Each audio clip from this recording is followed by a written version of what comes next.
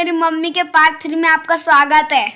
Part 3 मतलब किसका part 3? प्रकाश के परावर्तन। प्रकाश के परावर्तन का सीरीज चल रहा है दोस्तों। तो इसमें 72 नंबर प्रश्न में पहुंचे हैं। दर्पण पर स्थित किसी बिंदु व वक्रता केंद्र के बीच की दूरी उस दर्पण की क्या कहलाती है? वक्रता त्रिज्या कहलाती है। दर्पण के परावर्तित तल के मध्य बिंदु को क्या कहते हैं? दर्पण का ध्रुव। दर्पण के ध्रुव व वक्रता केंद्र से गुजरने वाली रेखा को क्या कहते हैं? दर्पण का मुख्य अक्ष। दर्पण के कौन से प्रकार है? समतल, गोली। तारों के अंदर होने वाली प्रक्रिया में हाइड्रोजन परमाणु लगातार किस परमाणु में बदलते हैं? हीलियम। तारपीन तेल में प्रकाश की चाल मीटर प्रति सेकंड कितनी होती है? 2.04 इंटू 10⁸। ये पावर 8 है, वो बाय मिस्टेक ऐसा दिख रहा है। ताप बढ़ने के साथ अपवर्तनांक के मान पर क्या प्रभाव पड़ता है? कम होता जाता है। तरंगों के दो प्रकार कौन से हैं? ध्रुवित, अध्रुवित। टार्च में प्रयोग किया जाता है अवतल दर्पण। जो वस्तु अपने स्वयं के प्रकाश से प्रकाशित होती है क्या कहलाती है? प्रदीप्ति वस्तु। जो किरण परावर्तन के पश्चात वापस उसी माध्यम में लौट जाती है क्या कहलाती है? परावर्तित किरणें। जो किरण परावर्तक तल पर आकर गिरती है क्या कहलाती है? आपतित किरणें। एक मिनट रुको। बटरफ्लाई कुछ नहीं करेगी। कहाँ गई? आपके इसमें थे।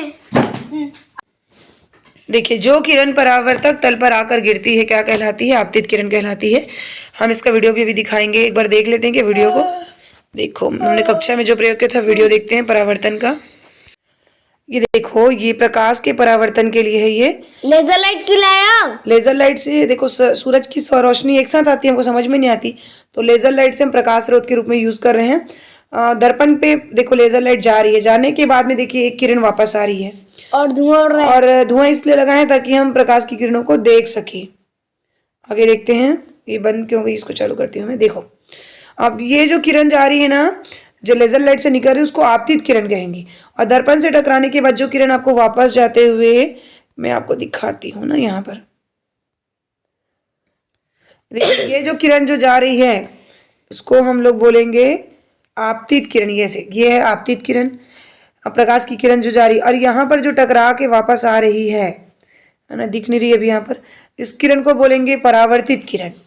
और अगर यहाँ पर हम एक लंब खींच देंगे तो उसको बोलते हैं अभिलंब। अपने लिए खींचते हैं और दोनों के बीच जो कोण बनता है ये वाला, तो इसको बोलते हैं आपतित कोण। और इधर वाला जो कोण बनेगा उसको बोलेंगे परावर्तित कोण।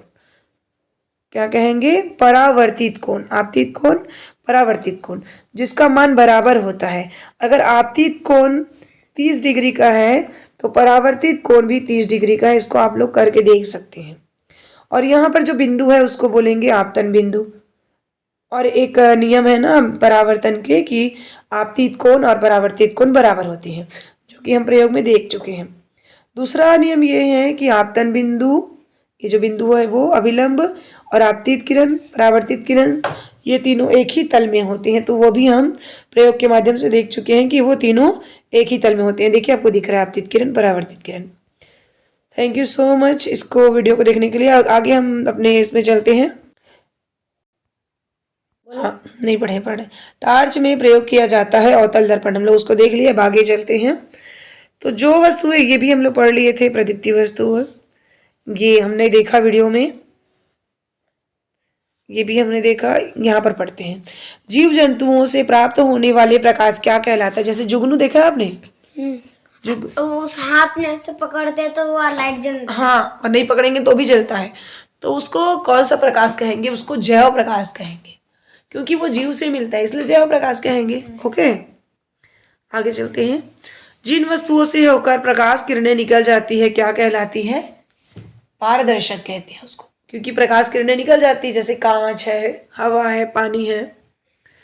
जिन वस्तुओं का अपना स्वयं का प्रकाश नहीं होता वे क्या कहलाती हैं? अप्रदीप्ति वस्तुएं। रंगीन अक्षरों पर समतल कांच को और पट्टी रखी जाती है तो कौन सा अक्षर कम उठा हुआ दिखाई देता है? प्रयोग करके देख सकते हैं। लाल जो है कम उठा हुआ दिखाई देगा। जब प्रकाश आंख में प्रवेश करती है तो कार्निया की बाहरी सतह पर होने वाली परिघटना कहलाती है। कार्निया पर कौन सी परिघटना होगी? प्रकाश का अपवर्तन, मुड़ जाएगी प्रकाश की मुड़ने को ही अपवर्तन कहते हैं। जब पृथ्वी सूर्य और चंद्रमा के बीच आ जाती है तो क्या स्थिति होती है? तब होती है चंद्र ग्रहण।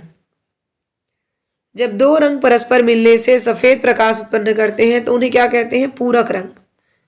जो भी दो रंग आपस में मिलकर सफेद प्रकाश निकालेंगे तो वो पूरक रंग कहलाएंगे। जब चंद्रमा सूर्य और पृथ्वी के बीच आ जाती है तो क्या स्थिति होती है? सूर्य ग्रहण होता है।